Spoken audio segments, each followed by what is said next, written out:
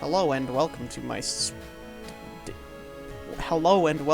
Indiethon 2023 submission. I'm going to be playing the Spelunky Triathlon. If you don't know what the Spelunky Triathlon is, it is a run in which you complete all three of the Spelunky games in order. So you play Spelunky Classic first. This one is the original. Came out in 2008. Then you play Spelunky HD, not 2. 2 is the last game. You play Spelunky HD, and then you play Spelunky 2. In that order. And the goal of each run in this particular category is to simply just beat the normal ending by any means necessary.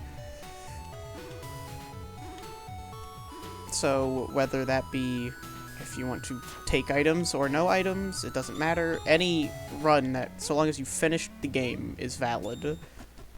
Same is the case for the other two games, which you will see both of those in this run. And some interesting tech exists in only Spelunky Classic.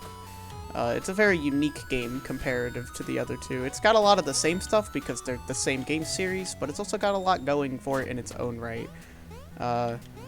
One of the most notable features is how you can ledge crawl to trigger arrow traps. That does not exist at all in the other two games. It makes arrow traps very easy to deal with in Spelunky Classic compared to the other two. Spelunky Classic is, again, a very unique game. It's got a lot going for it in...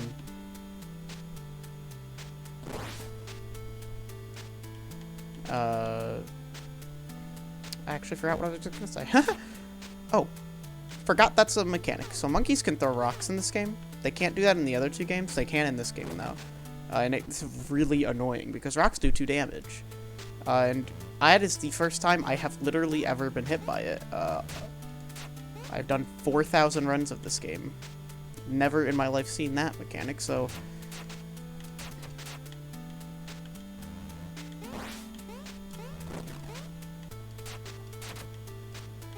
Very interesting to see it in action. I've only heard of it before. That is one of the many fascinating mechanics that does not exist in the other two games. Is monkeys throwing rocks at the player. I'm gonna go buy that compass. Yeah, the compass is an item that... most of the items in this game persist into the other two games, although there is a unique item in this game, the pistol. That does not exist in Spelunky HD or Spelunky 2. The bow does exist in Spelunky 2, but don't think we'll get to see either of those, as this is both a speed run and also just any run. You don't run into everything in the game on one run. That's part of the fun of the game, is that that's part of what keeps me coming back anyway, is that it's impossible to see the whole game in one run. And there we have the exit. In the ice caves, it's a very hard area to navigate, which is why having the compass is so important. Well, it's not important like it's required, it's important like it helps immensely in terms of actually being able to get to the exit. Is a good part of that is knowing where exactly the exit is in the game, because otherwise you might just be guessing.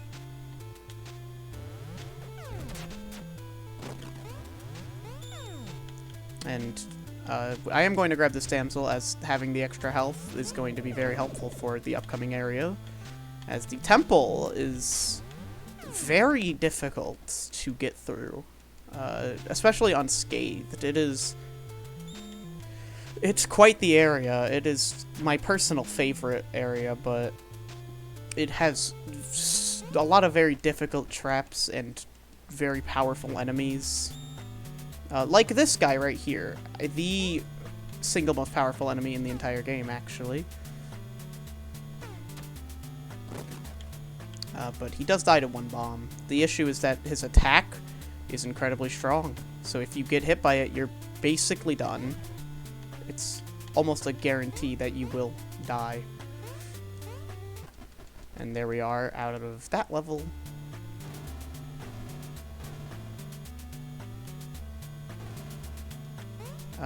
And we have encountered one of the rarer things that can occur in this game, where you get a dark level, which is a level that requires you create all the light for.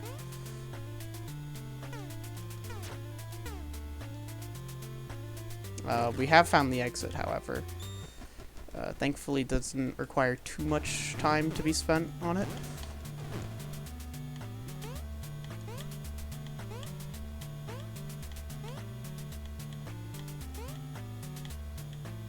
The crush traps, that guy right there, they kill you instantly upon contact. Well, they do 10 damage every frame upon contact specifically, which is not technically an instant kill, but in this game it is very rare for you to have more than even, I'd say, 6 health. So having 10 health is a pretty difficult task, but you will be able to survive for 1 frame of contact with them. And for a 30 frame per second game, that admittedly is not very helpful overall. But it is nice to know that you can technically survive it. We will get Olmec to stomp in a specific way to let us squeeze into this gap. And Olmec, every time he stomps, has a 1 in 2 chance to spawn an enemy. We have gotten him to spawn on literally every stomp so far, which is extremely unlikely. Okay, we didn't get one on that one, or that one. Nice.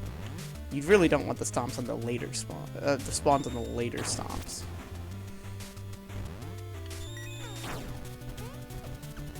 That orange frog, very dangerous. Very much not what I want to see. But we clear Spelunky Classic. Very easy and simple. Very, very well done on my part there. Pretty nasty late game overall. And here we are in Spelunky Classic. I mean, it's not Spelunky Classic, sorry, Spelunky 2. This game. This is, I literally just said the wrong game again, I'm so sorry. This is Spelunky HD, the second of the 3 games in the Triathlon run. And the, probably the most well-known of the 3 games in the Spelunky Triathlon. It is what most people will think of when they hear about Spelunky. It is the middle of the 3 games. This is basically a direct upgrade of Classic in a lot of ways. That was kind of what it was made to do, is sort of just serve as Spelunky Classic, but, like, again. And in that regard, I think it does exceptionally well, as being sort of a remastered version. Originally made for the Xbox 360,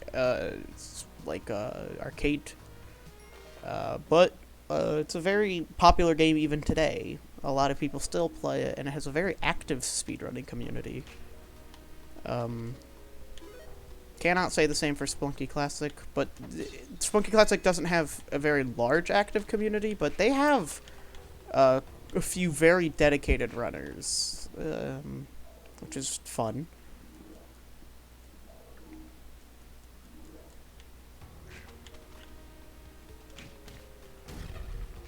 Oh, and that highlights a very interesting mechanic in this game. Particles can explode the powder kegs. And ropes can trigger arrow traps. Neither of those mechanics exist in Spelunky Classic because that game doesn't have powder kegs. Oops, I have, I messed up a little there and I did die, but that is fine and dandy. Whoop. The reason I allot myself more time than I'll actually need for this run is because there is always the possibility of just getting spelunkied and simply dying.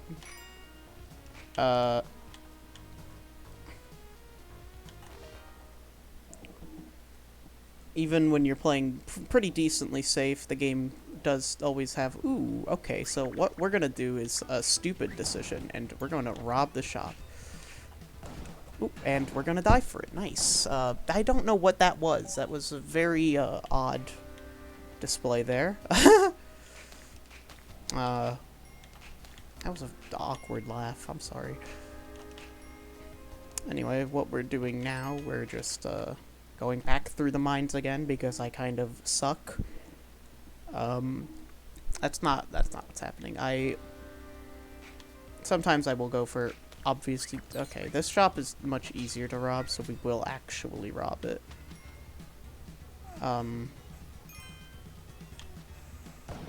Listen, this is basically the new background music forever. The jetpack and the bombs will both help us greatly throughout this run. The shopkeepers are going to be pretty difficult to deal with. Oh, that's not, okay. Not sure. I thought I was dead, but I did not die. That's part of the fun of this game, is that thanks to these guys' really weird behavior patterns, they will sometimes just not kill you when they obviously should have killed you. Which is always a fun one when you live something you shouldn't. Like that, right there. But typically you will just die if they get to you. So the trick there is to actually just avoid them getting to you at all.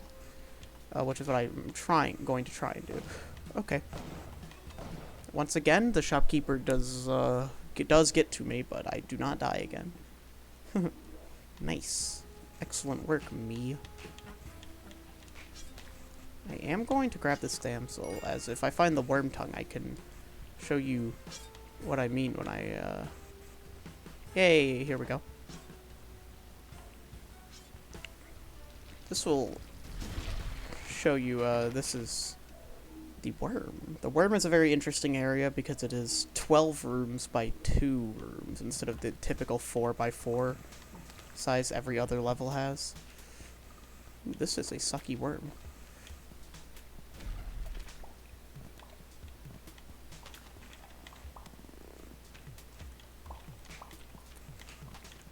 Do have to use a bomb. Ooh.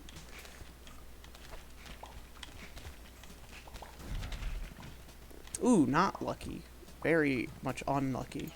Now we have the Chris knife, though, and we can kill the bacteria, who are otherwise immune to it. All forms of damage.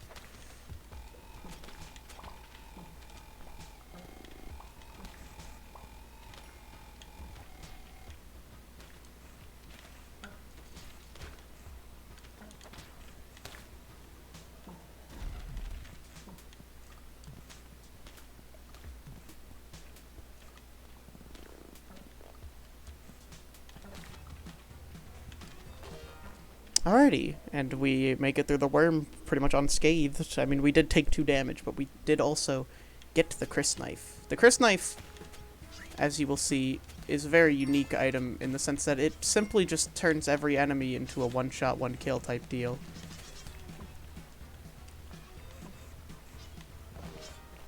Enemies are no longer super threatening so long as I can get in close without getting hurt myself.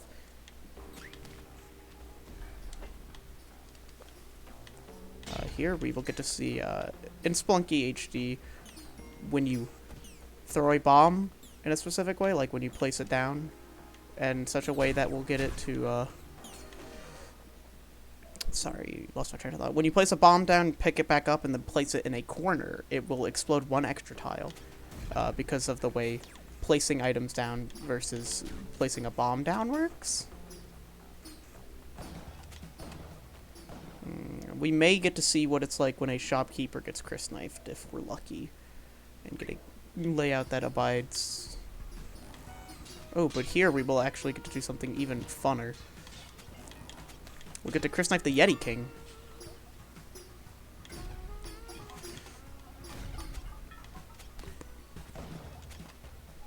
Alrighty, and another level successfully navigated. Very, very good stuff overall.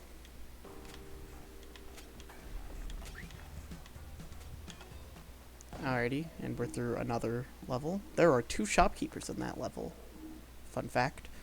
Not just the one guy you saw, there was another one who had unfortunately perished. Very grim outcome for that guy. We are just going to bomb through here as we do have a abundance of bombs. And we will see Anubis, who is typically a very large threat for runs, be turned to nothingness instantaneously by my Christopher knife. Christopher knife.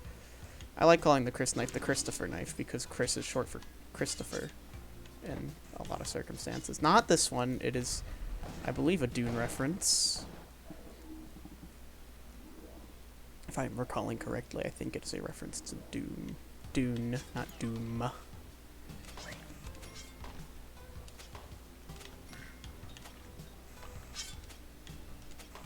And for those who've played Spelunky, or for those who haven't, you can see that a lot of the dangers that in front of me are just kind of being instantly dispatched with my crysknife. It's very helpful for just sort of going through danger in the least risky way possible. And I think in that regard it excels.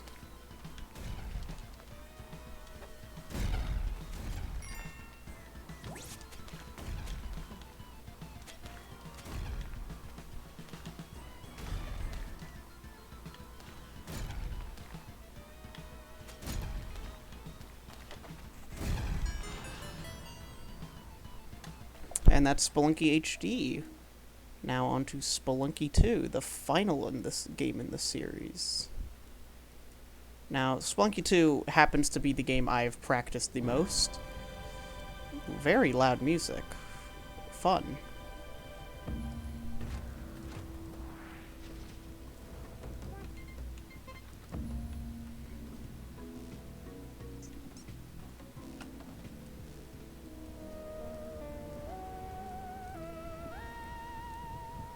And so you should see a nice and easy performance from me here.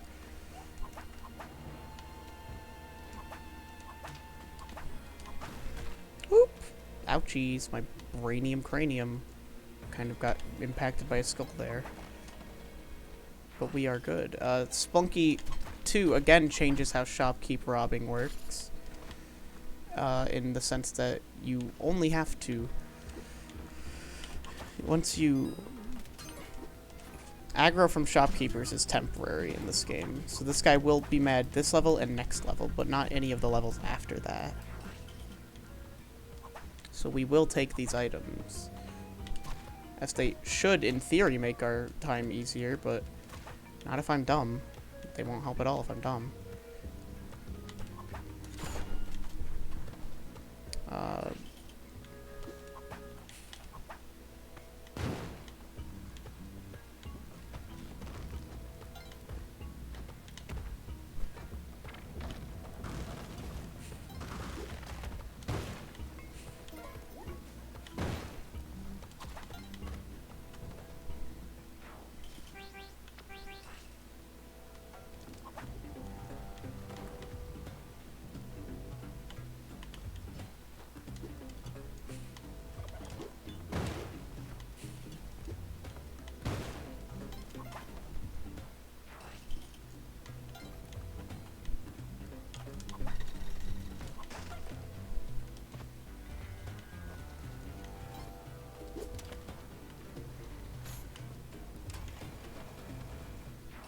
We did have to use a rope there, as that exit was in a particularly awful setup for navigation.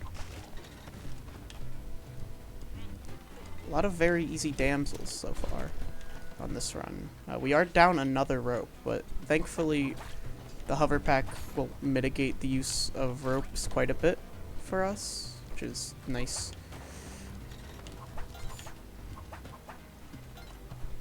It's good to have a hover pack.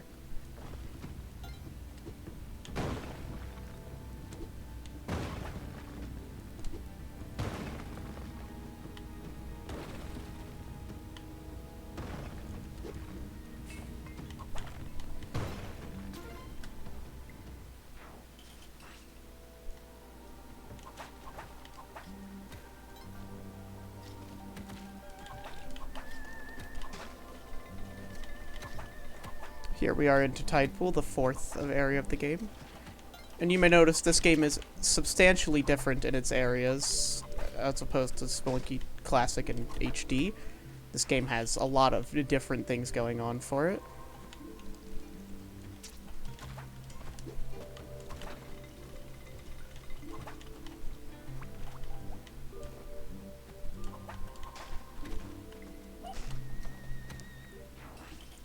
Which is part of the reason why the triathlon run is so interesting, is because this Spelunky 2 brings a lot of different things to the table.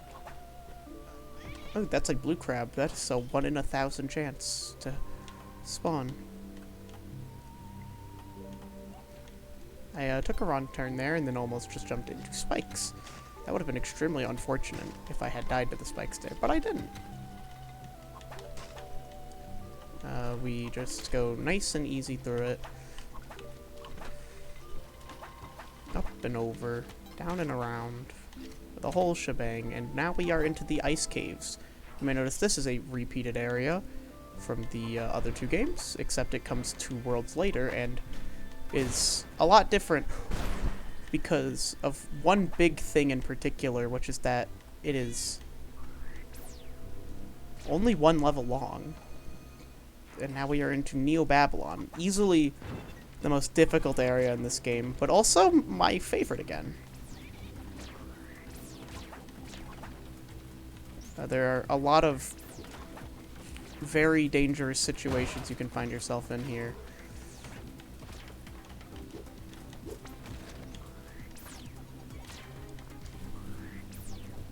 And there's also just a lot of bad situations Neo-Babylon has to offer.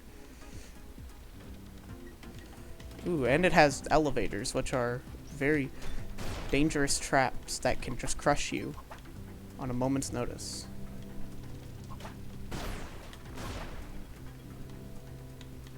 But with enough waiting, all of these traps can be navigated past. Yep, cool. But too much patience will also get you killed. That's a pro tip. Alrighty.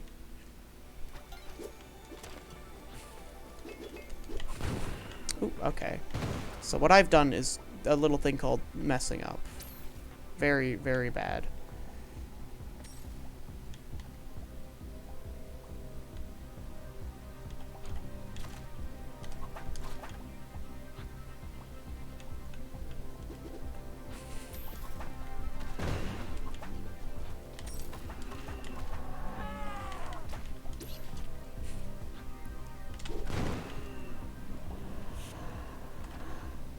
And that's it. That's the run. A lot of